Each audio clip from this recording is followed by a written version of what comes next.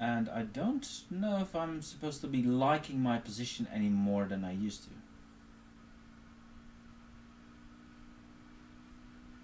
Now I think I can get away with this. Okay, and now I'm mated. Okay. Yeah, okay. That's mate. Gimme Adam. Gimme Adam. Where is he from? I can't see it. But I've played this guy before and I've won. As you can see here. Okay, we have closed Sicilian. The closed Sicilian is any Sicilian in which white refrains from playing d4. So this amounts to a closed Sicilian and some type of Maroczy bind. It's actually a Botvinnik pawn structure, and it really depends on. I'm expecting a4 now because that would also put more pressure on that square. Now I think that this is actually the best placement for the bishop because the bishop can assist in restraining d5, pawn push to d5. 1, 2, 3, 1, 2, 3, 4, so I can't really do that. I can't plant my knight here, and after captures, then the knight buggers off, and now I could potentially play that move, d5, and then after push I can always go to g4. Takes is never an option because I have to pin. So I think that I can, I'm at the very least I'm challenging white's central position, and that is big. White can't be allowed to have full dominance over the center. Now that costs white a piece because I have the pin and I have knight g4, and I might be mistaken even, but I can take here. I'm going to do this just to attack. If they take, I'll take here and then capture here.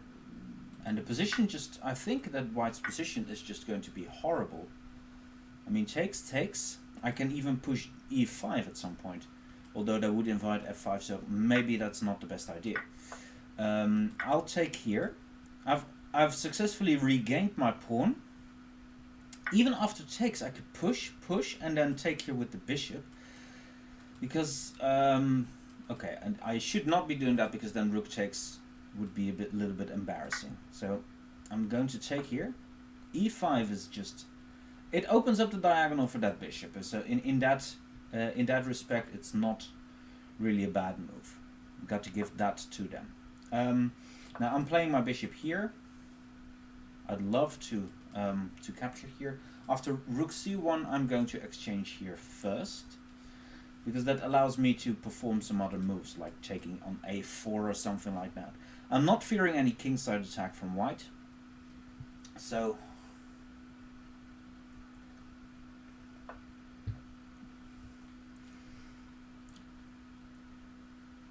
and rook f2 is a little bit dangerous move. If they play this, I'd love to exchange and then check here.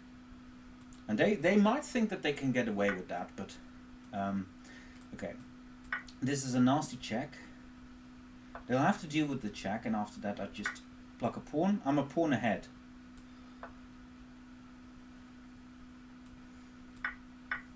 So they do not have access to this square, and I can just stroll with my queen side. I can also play h5. There might be some ideas like that, and this move prevents that. If they play queen g5, then the queen is out of the action for the rest of the game. So that is a move that I would definitely welcome. Now, okay, if I want to involve my rook here, I should play this check first and then go here, because now this square here is defended. After which I'm probably going to play king g7. They can't really involve the rook here because then this pawn is just dropping. I'll take that, I think, and after queen takes I can go here. And now it's black's game. His rook's probably going here, as indicated. And I can just go here. I can just collect this pawn. They have nothing to show for that. They might think about ideas with h5 here, but rook takes is going to be nasty for them, followed by rook here, and potentially even just check. But after, yeah, now I can just, I think I can just take with the rook, followed by rook f5.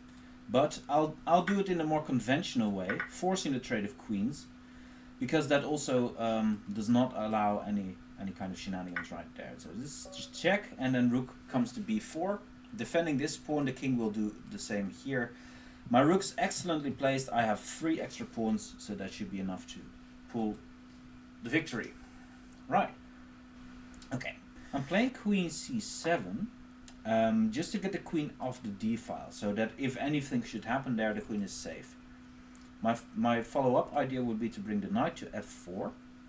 That's a big thing, because yeah, this knight, in any position, your knights want to have far advanced outposts on the board. So now I'm going to play knight h5, followed by the idea knight f4. g4 will definitely weaken a lot of the squares on their king side. f4 is also defended by the queen, so I'm expecting knight to come to e2, and then I can just build up some pressure on the b file or push for f5. I mean, I'm threatening to just take on e5, so they can't have that. Knight goes back. That is very good news, because now I can just entice my knight into the wall. Knight c4 is on deck now, and the pawn on d4 is threatened. So this is a move that I love to see. I did not play this well. Oh my goodness. What kind of a move was that? Here we have the Scheveningen variation. That's nice. That's a success. And now maybe I could just involve my knight here.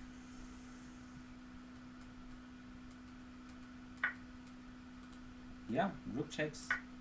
But I'm now threatening to take it with the rook, and that is something that can't be ignored. This pawn is defended, so I can just go here.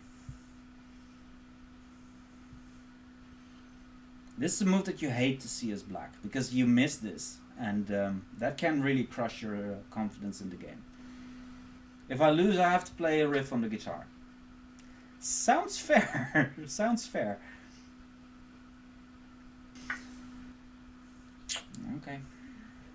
Okay, I'll take it.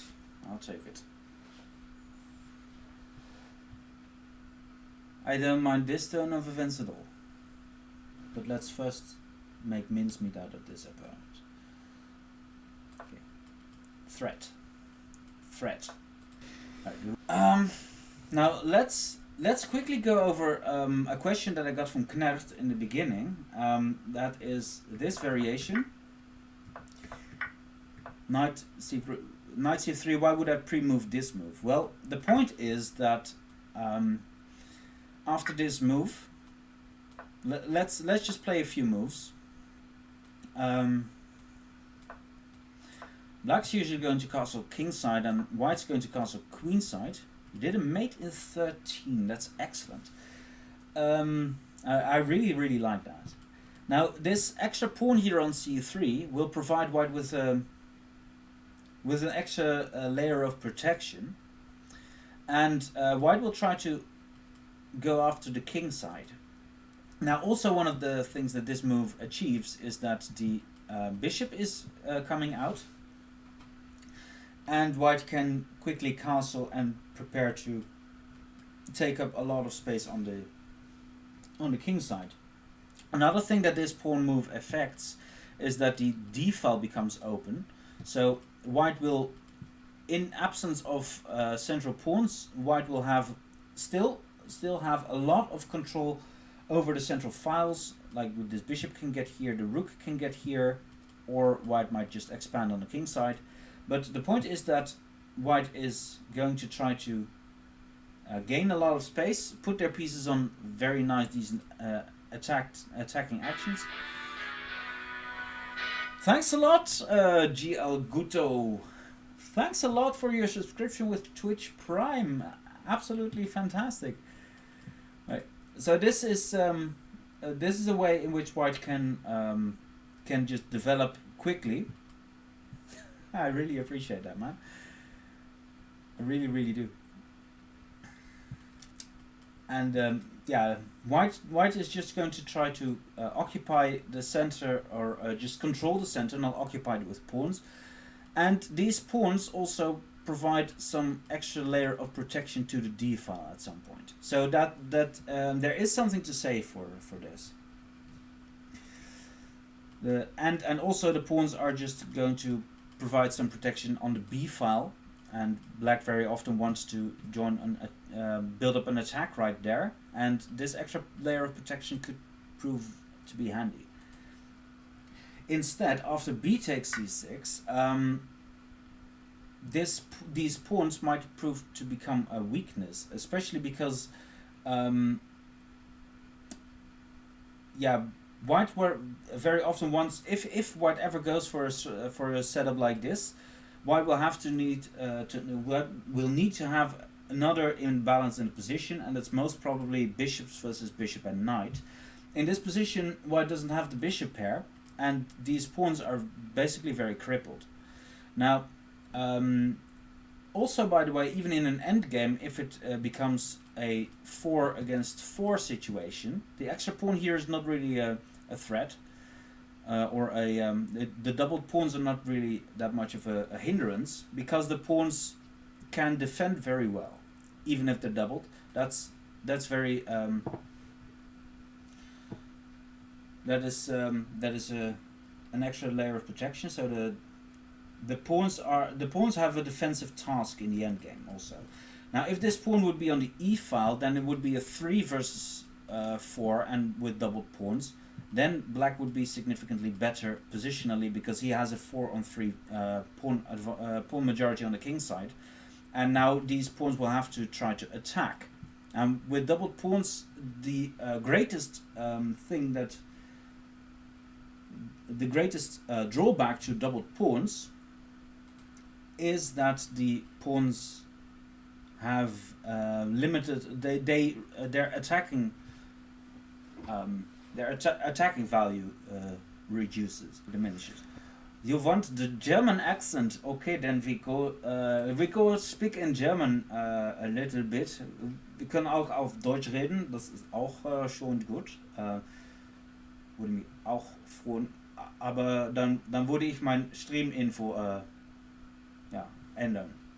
But I can speak in German accent. It's okay. Und we go to kill opponents here. This Tondo is 2201. So he goes for berserk. He is brave man. He is very brave man, and he is going to get some problems in his position. He is going to knight f6 and d5. We play this. I guess knight e4 or knight to. You know the accent. Why? Right, now we check the castle. You gotta breathe. Atmen wird manchmal unterschätzt.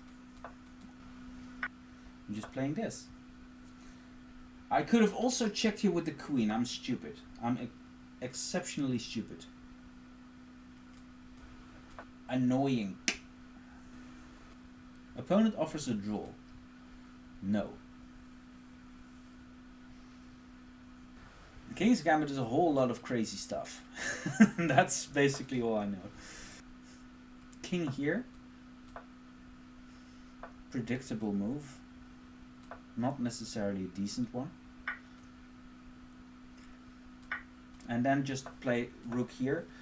The rook is now cutting off the enemy king. Now the rook goes back. I'll just push this pawn. Go here. Bully this knight a little bit. I mean, I can even take here and then play this knight g5 check. I'm going for that.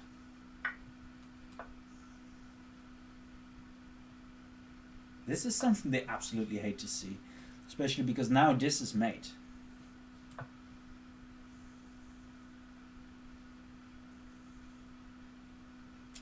D5 pawn takes.